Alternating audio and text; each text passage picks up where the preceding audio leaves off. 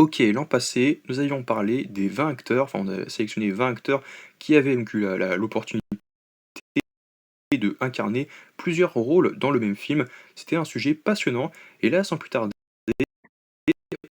on va faire une deuxième partie. On a sélectionné donc 20 nouveaux acteurs qui eux aussi ont incarné deux personnages, voire même plusieurs personnages au sein du même film. Sachant qu'effectivement j'avais pas pris en compte la possibilité qu'un acteur puisse incarner par exemple un deuxième personnage dans une suite d'une saga. Ça ne était compté comme nul si le personnage, enfin le premier principal, ne revenait pas en fait, même si en l'occurrence il y a un acteur qui a l'opportunité de jouer deux personnages dans une saga, et qui, un personnage sur deux, et peut aller et venir dans le récit, sans pour autant être dans tous les films où l'acteur joue son personnage principal dans les autres opus. C'était peut-être un peu confus, mais vous allez voir un peu ce que je veux dire. Et puis il y avait aussi donc là le côté un peu multivers avec Marvel, mais malgré tout, on a pu réussir à trouver une astuce pour les intégrer. On avait déjà intégré Benedict Cumberbatch, et vous allez voir, on va intégrer d'autres persos. On va commencer avec Mel Brooks de La folle histoire de l'espace de 1987, et en 2027, on aura la suite de Spaceballs, qui avait incarné le président Esbrough. La folle histoire de l'espace, le film qui parodie la saga Star Wars, Star Trek, mais des films comme Alien, Le Magicien d'Oz, et la planète des singes. La folle histoire de l'espace qui va avoir une suite justement qui se développe. Je crois qu'ils ont terminé le tournage déjà, qu'on avait donc fait un short où j'avais donc parlé donc pour l'anecdote du fameux levier de vitesse démesurée, comme quoi le projet avançait très bien. En 2027, plus de 40 ans après La folle histoire de l'espace, on va avoir une suite avec Josh Gad, Mel Brooks qui revient en yaourt. Et Mel Brooks avait donc incarné une version de Yoda donc un peu rigolote, qui jouait donc du coup le personnage de Yaourt. Et beaucoup de références avec clin d'œil à Star Wars, à la pop culture en général, des années 80, même un peu se moquer un peu des marques. Ce qui est fort, c'est que le film, en fait, il se moquait un peu des marques comme Pizza Hut ou du merchandising. Déjà à l'époque, on en faisait déjà des scuds, enfin pas des scuds, pas du tout, mais c'est des petites blagounettes un peu en mode oui, le film il se vend par rapport aux jouets, c'était surtout par rapport aux dessins animés. À l'époque, c'était surtout pour les séries télé et les dessins animés pour enfants, où les enfants avaient leurs jouets, le jouet Yoda et tout. Et du coup, il y avait Spaceball, il y avait donc ces genres de blagues. Et du coup, Mel Brooks, qui avait donc réalisé le film à l'époque, voilà, le film, franchement, il a pas forcément pris beaucoup de rides parce qu'il a beaucoup été en avance sur son temps, même si à l'époque, ça fait très longtemps que les Américains font ça, qui témoignent ça dans leurs films, mais c'était pas non plus monnaie courante dans le divertissement en soi, donc de partager ça. Et du coup, Mel Brooks a joué le président Esbrough, qui est donc l'un des personnages donc, de Spaceballs, qui veut absolument récupérer donc l'air pour sauver donc, leur planète, et également le personnage de Yaourt, donc c'était assez rigolo. Dans d'autres de ses œuvres, Mel Brooks a été amené plusieurs fois à incarner plusieurs personnages, notamment aussi dans un de ses films, Le shérif est en prison, où il joue également à la fois le gouverneur et aussi le vieux chef indien. Que c'est vrai que celui-là il m'a un peu moins marqué, je l'ai un peu moins vu que La folle histoire de l'espace, mais c'était peut-être un petit peu moins drôle avec leur limite, c'est pas celui que j'ai préféré, mais c'est vrai que ça m'a un peu marqué celui-là, et puis je me rappelle un peu qu'il avait donc joué ces deux personnages, et ça aussi c'est beaucoup moins fun que la parodie de La folle histoire de l'espace, mais ça reste quand même sympathique, et puis il est quand même très bon dans ce qu'il faisait malgré tout, et c'est pour ça que je suis très content qu'on puisse le revoir dans une suite. C'est vrai que Mel Brooks, il va être centenaire cette année, donc je suis quand même très fier qu'il soit encore là, parce que c'est vrai que j'ai beaucoup aimé ce qu'il a fait et qu'il continue à faire. Ensuite, nous passons à Peter Pan, Jason Isaacs dans Peter Pan, qui est connu pour avoir joué donc du coup le personnage de Crochet, le Capitaine Crochet, donc le chef des pirates, sur l'île imaginaire, mais également George Darling, le père donc, de la famille Darling. C'était l'un des premiers auxquels j'avais donc pensé quelques temps après avoir sorti ma première vidéo l'an passé, et j'ai été frustré, je me suis dit ah d'abord Jason Isaac, ah d'abord un autre, et j'avais encore 3, 4, 5 noms en tête, et je me suis dit bon allez, on va travailler sur la partie 2 parce que c'était une vidéo qui m'avait beaucoup, où j'avais beaucoup aimé travailler dessus, puis c'était assez cool, et puis j'avais donc des petits retours, enfin le peu de retours que j'ai eu était quand même plutôt positif, hein, il y avait des idées, enfin des retours par rapport à ça, ils ont dit ah la vidéo est assez intéressante, et il y a aussi d'autres noms qui me viennent en tête. Voilà, donc Jason Isaacs, donc, qui est connu pour jouer donc, le père de Malfoy dans les Harry Potter, notamment dans Peter Pan, avait joué Crochet, et George Darling. Warwick Davis dans Harry Potter, et là c'est particulier parce que il y a Harry Potter à l'école des sorciers, où il joue un gobelin, mais je ne sais pas sûr si c'était donc le gobelin qui était à l'accueil avec Harry ou Hagrid, ou si c'était bel et bien Gripsec, parce que il joue Gripsec dans Les Reliques de la Mort, et il joue également le professeur Flitwick, même si le professeur Flitwick n'est pas trop présent, même pas trop présent du tout dans le premier, l'école des sorciers. Dans l'école des sorciers, il y avait un autre professeur, c'était donc le professeur qui enseignait donc la lévitation, et bon, je vais mettre son nom, mais je ne me rappelle plus trop. Si, c'était donc le professeur donc, qui enseignait donc la lévitation pour faire voler les plumes et autres objets en tout genre. Et du coup, Warwick Davis a joué quand même une multitude de personnages, enfin du moins au moins trois gros personnages dans Harry Potter. Enfin, trois gros personnages, pas du tout, au contraire, ce sont des personnages mineurs, mais en même temps c'est assez rigolo, parce que Warwick Davis s'est beaucoup amusé, et il revient dans la série Harry Potter cette année. Il va revenir jouer un personnage, ou même Professeur Flitwick, on ne sait pas, enfin, ou même un gobelin, c'est assez sympa, mais c'était cool. Sigourney Weaver dans Avatar, de feu et de cendres. Effectivement, dans Avatar, premier du nom, elle avait incarné donc Grace Augustine, et dans Avatar la voix de l'eau, elle avait incarné donc Kiri, la fille de Grace, qui est donc devenue la fille de Jake Sully et de Neytiri. Et dans le 3, de feu et de cendres, elle revient dans la peau de Grace, dans le monde des esprits, donc auprès de Eywa, là où Kiri et Spider, et puis même aussi donc d'autres via l'esprit de l'eau, enfin, réussissent à communiquer avec les défunts. Et on a du coup Grace, Augustine, qui réapparaît, enfin Sigourney Weaver qui réapparaît sous la forme de Grace, là où elle jouait donc du coup en numérique la petite Kiri. Un peu étrange du coup qu'une femme comme ça ait joué Kiri, qui est censée avoir genre 12 ans, c'est un peu bizarre. Fernandel dans Le Mouton à 5 pattes. Fernandel, que j'ai surtout connu pour les Don Camillo, qui a donc incarné, en plus du coup du père, donc dans le mouton à cinq pattes, qui joue donc les fameux quintuplés. Donc il y a Alain, il y a Bernard, il y a je sais plus comment il s'appelle, je crois que ça, il y a Étienne, donc Étienne qui donc avec son bateau, et qui donc ouais, il y a Charles, donc du coup l'abbé. Il y a pas beaucoup de personnages, donc qui jouent une tripotée de personnages Fernandel dans ce film, que je connaissais surtout pour La Vache et le Prisonnier. D'ailleurs j'avais fait une blague par rapport à Marguerite, parce que pour l'incroyable Hulk, j'avais dit Marguerite, enfin j'avais dit Marguerite, pour faire référence du coup au personnage donc, du retour de l'incroyable Hulk, qui s'appelle donc Margaret Shaw. J'avais dit que c'était Marguerite, pour faire référence à la vache et le prisonnier, et aussi au personnage de Gregory dans The Walking Dead, qui appelle Maggie Margaret. Très nul les anecdotes, en plus c'est un peu trop long, mais bon, tout ça pour dire que Fernandel, c'était donc un acteur que j'aime beaucoup, mais en même temps c'est vrai que c'est pas, je connais pas beaucoup. Alors oui, j'ai beaucoup de films, de vieux films, moi j'aime beaucoup les vieux films, en tout genre, mais c'est vrai que j'étais pas forcément attiré par tout ce qu'il faisait à l'époque, à part les Don Camillo et tout, c'était assez cool, La Vache et le Prisonnier, mais je connaissais pas trop, donc merci de m'avoir recommandé vite fait donc Le Mouton à 5 branches, parce que je me suis beaucoup amusé, c'était un peu jouissif, un peu festif, et puis il y a beaucoup de gags, de vannes, c'est assez fun, très décalé, avec De Funès au milieu, c'est fou, qui derrière, hein, qui va shooter les frères, c'est assez bien. Du coup, Fernandel joue effectivement donc, les quintuplés. Il y a Alain, l'esthéticien. Il y a Étienne, donc du coup, avec son bateau. Bernard, qui est journaliste. Il y a Désiré, qui est laveur de carreaux, lui. Et il y a donc Charles, qui est donc l'homme de prière, enfin le prêtre, qui a beaucoup de scènes assez comiques, assez drôles. Michael J. Fox dans Retour vers le futur 2. J'avais déjà parlé donc, de Retour vers le futur 2, parce qu'il y avait donc l'acteur de Biff, je sais plus comment il s'appelle déjà, mais j'ai oublié, qui avait donc joué d'autres personnages dans Retour vers le futur 2 et 3. Et là, Retour vers le futur 2, et effectivement, il y a, en plus de Marty McFly, il incarne une version âgée de Marty McFly, qui est un peu trop âgé, hein. T'as l'impression qu'il a plus de 60 ans, plus de 50 ans, alors qu'il est censé en avoir 45 ou 46, et qui jouait également ses enfants. Donc dans le futur, il a eu un fils qui est Marty Junior, qu'on voit effectivement dans cette scène assez. En plus, c'est vrai que j'essaie de voir effectivement donc, les espèces de cloisons, si j'ose dire, qui séparent justement l'acteur donc de ces deux personnages, qui séparent les deux personnages de l'acteur, et parfois elles sont un peu visibles, c'est vrai. Et du coup, on a également donc, la fille du coup de Jennifer et de Marty, voilà, qui est aussi présente. Et il y a aussi une séquence où ils sont tous réunis, où on voit effectivement Marty et son fils et sa fille.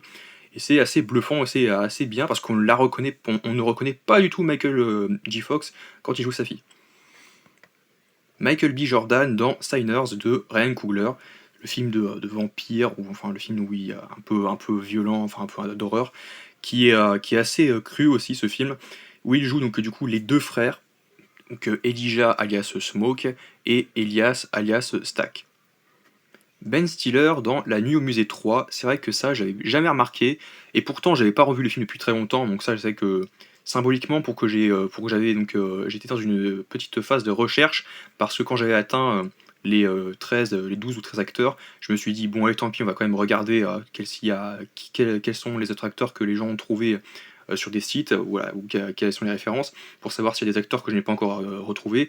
Et dedans, il y avait Ben Stiller, parce que Ben Stiller, dans La Nuit au musée, c'est vrai que le premier est sympathique, mais les suites, franchement, de La Nuit au musée, un peu moins fun, franchement, j'ai pas trop rentré dedans.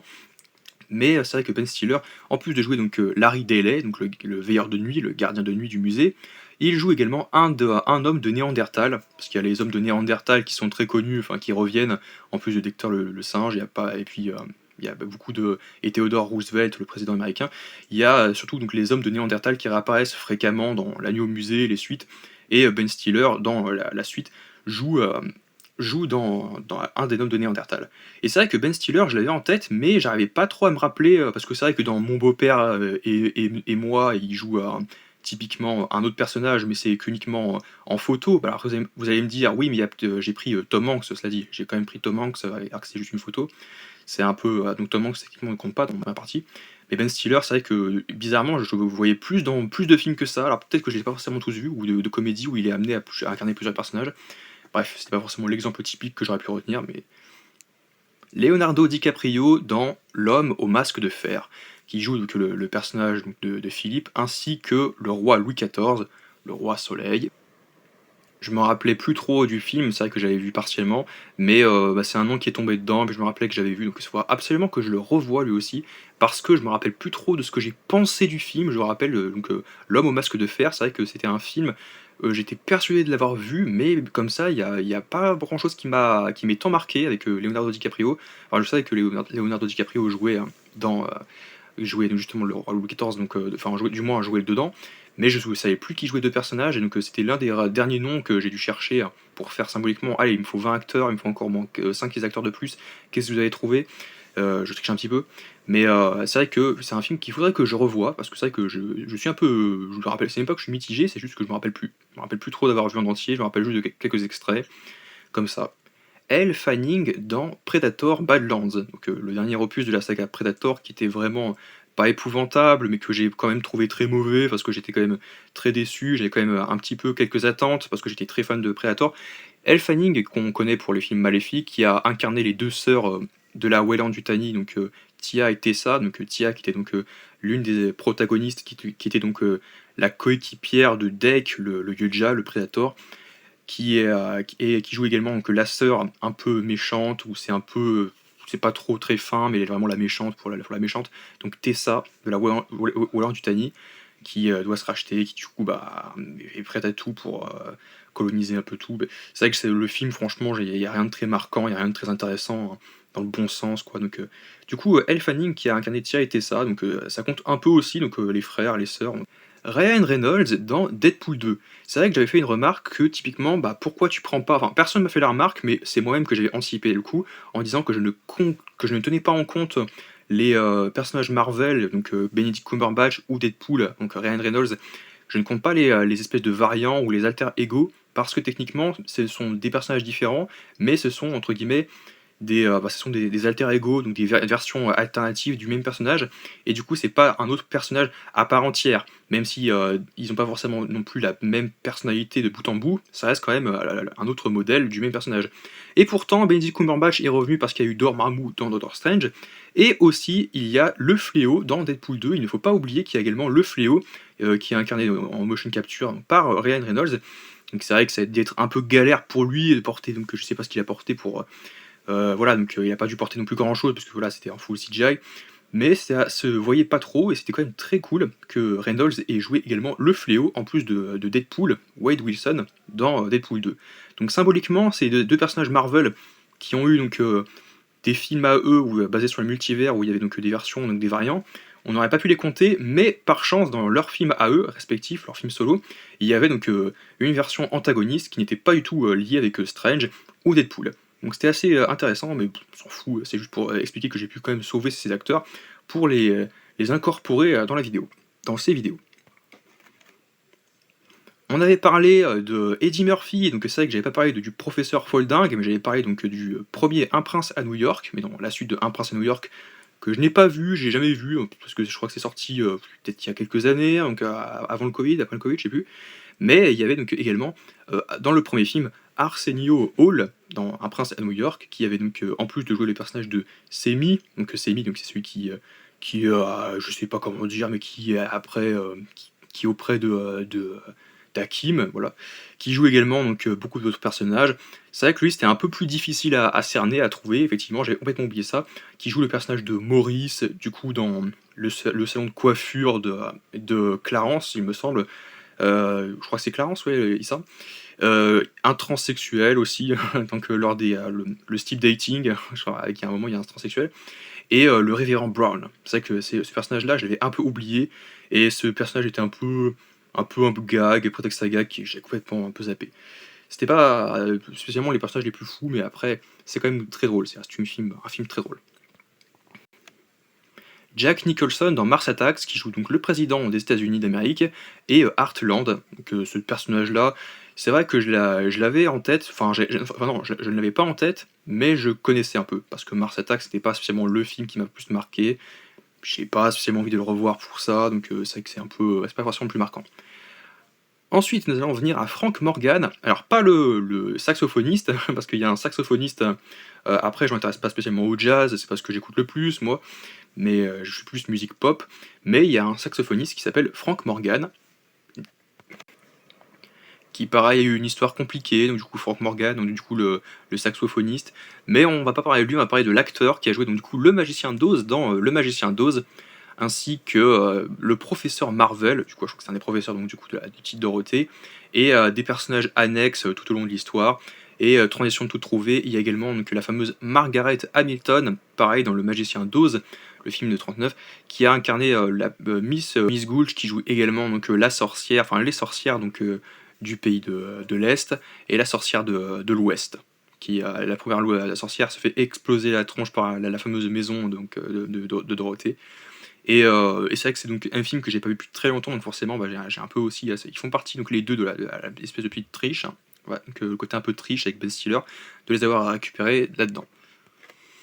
Et enfin, tous les Monty Python, donc du coup on retrouve donc John Cleese, on retrouve Terry Jones, Eric Idle, Terry Gilliam et Graham Chapman. Du coup on va commencer par John Cleese dans les Monty Python. Alors moi je suis extrêmement fan de Sacré Graal et de Flying Circus.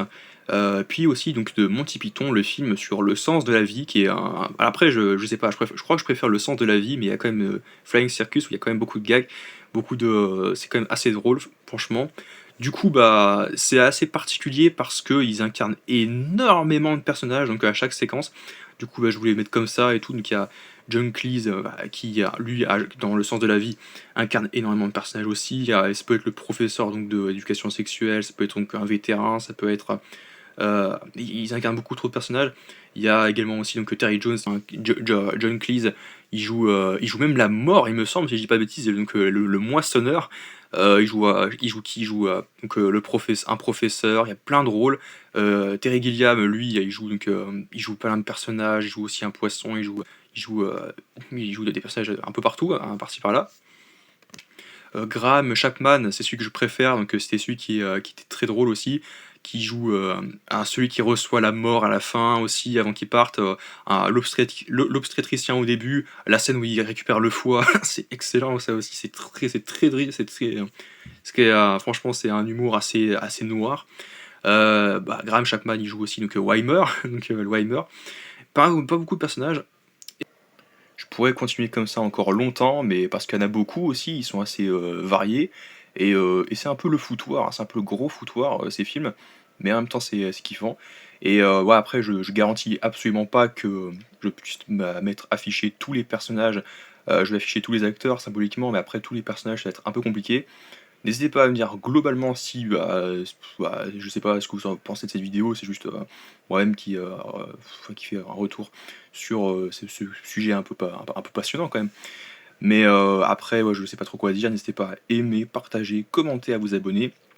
On se retrouve à très vite pour, de nouvelles critiques, de nouveaux retours, de nouvelles analyses sur, l'univers Marvel, le cinéma, les